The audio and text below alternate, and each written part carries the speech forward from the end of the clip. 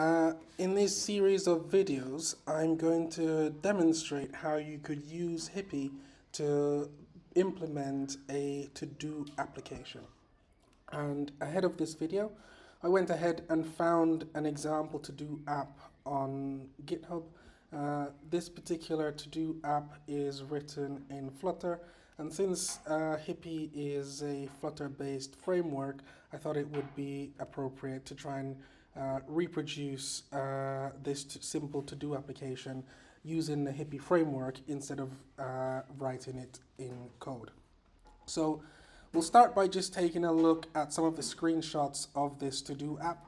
And what you can see is that it's relatively simple. It has a title. I think it has a body as well in some of the screenshots.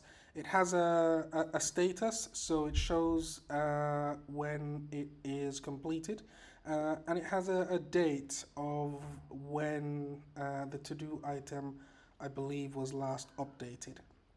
So it's relatively simple. It has a action button that allows you to be able to create to-do items.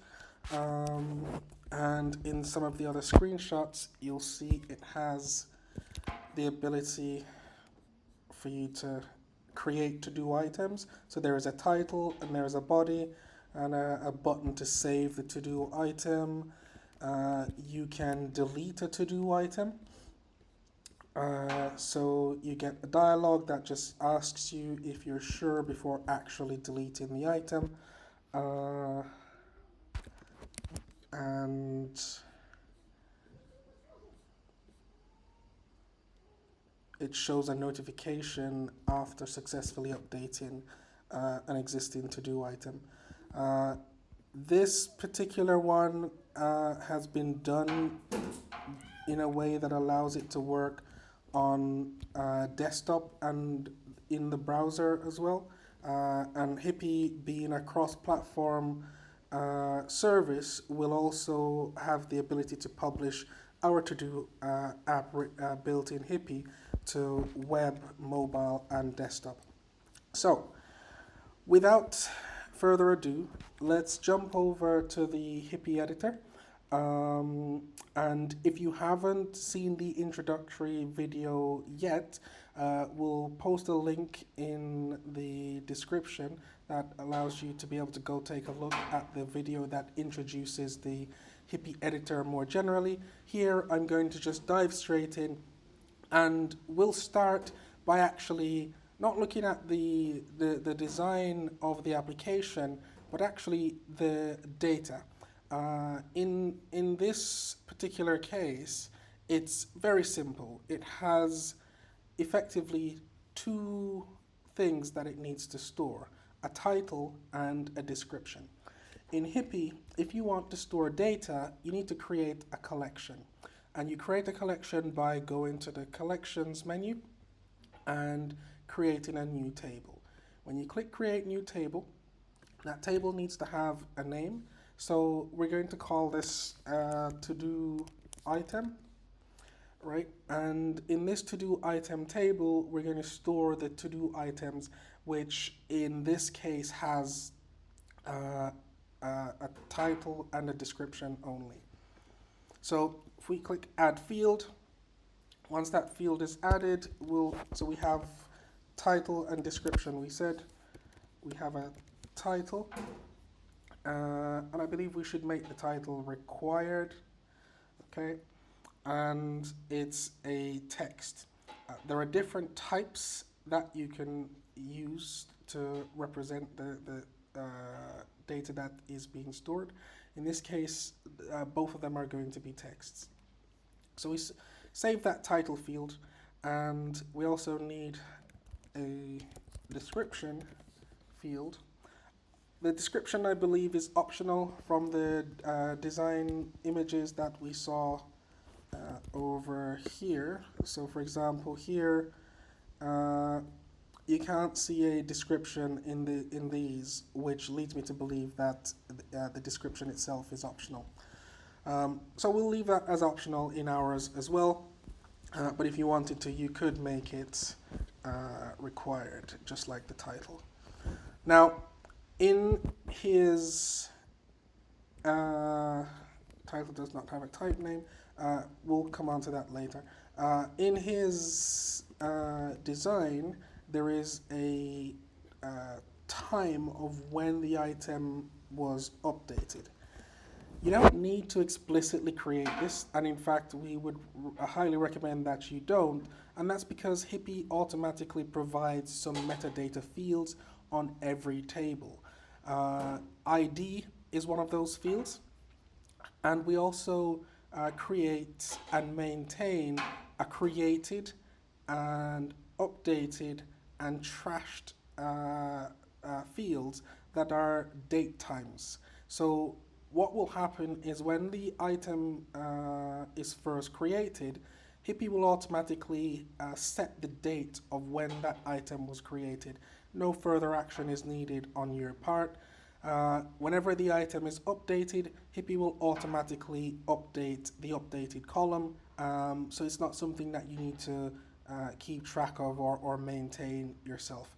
And finally, Hippie has the ability to mark items as being trashed. So this is a version of what's called soft delete. So if a user says, oh, I would like to delete this item, what you could do in your application is mark that item as being trashed and give the user a recycle folder where they can go to the recycle bin, and after some time they could decide, oh, actually I don't want to delete this anymore, undo that delete.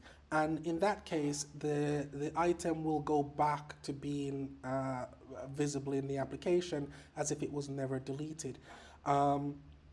The trashed item, if you want to permanently delete it so that it can't be automatically restored, there is a separate delete option for that. And finally, every single object that's created in the platform has a created by column associated with them. And this is essential for permissions. By default, the platform will uh, basically make sure that data created by one user is not visible to any other user, i.e., it's private by default. Now, once you have created some data, if you would like that data to be visible to other users, then you need to create permissions to share that data and make it accessible to them. And that's something that the app can be set up to do automatically. But we won't get into permissions for now. In our current setup, we're going to just implement a to-do app that is effectively just for a single user. So all my to-do items in this series are going to be private to me only. I won't go into too much more detail now, but I will show you a few of the built-in tables that Hippie automatically includes. But if you would like to create more complex models, the collections area is where you would come to do that. And in a subsequent video, we will explain and do some more advanced data modeling. For the to-do app, however, that's all that's needed for now. That being said, as I mentioned, Hippie does have a number of built-in tables that are available for you automatically. Okay, so one of the key ones that you might be interested in is the account table. Whenever you need to create different users in your application, that will all be stored in the account table. And Hippie has a model for accounts by default. What we've done in Hippie is also modeled this so that you can effectively create passwords and then keep a history of the passwords when they change. And we've done that by not making the password field a simple string like the username, for example, but instead it's its own table. What that allows you to do is whenever the user would like to change their password, you update the account and just point the account at the new password, leaving the old password um, in the database, and that will then later allow you to perform various security features. So you could, for example, check when the user is logging in. If they log in and the login fails, you could check if that password that they've tried to log in with is actually one of their old passwords, and you can then just notify them that that password was changed some time ago. This is something that platforms like Facebook has started to do. So when you log into Facebook, if you use an old password, it will just prompt you and say, hey, this password was changed, 6 months ago, for example. So that functionality, by having the password as its own table, Hippie allows you to be able to implement a similar kind of functionality to the Facebook case that I just explained.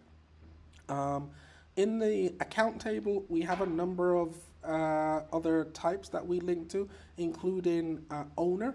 And so owner is a table that allows you to describe information about the owner of the account. So you could provide things like the person's first name, last name, and other information about the owner of the account. Another interesting aspect, similar to password, is that an email is not a simple string. And that's again for a similar reason that I explained for password. You could have multiple emails. But another feature that this enables is the ability for a single account to have multiple emails associated with it at the same time. And what will happen is if you've enabled this, then the user can log in with any of their available emails. As long as the email and password are correct, then the login will work. And just as we're on the topic of login, Hippie provides the ability for you to allow logging in with either email or with a username. That's why these are both here. The username field is required. Emails are optional. If you have your application that, for example, you required users to register with email, what we've recommended to many users is to use the email as the username, or you could just put a random string into it that could never be guessed.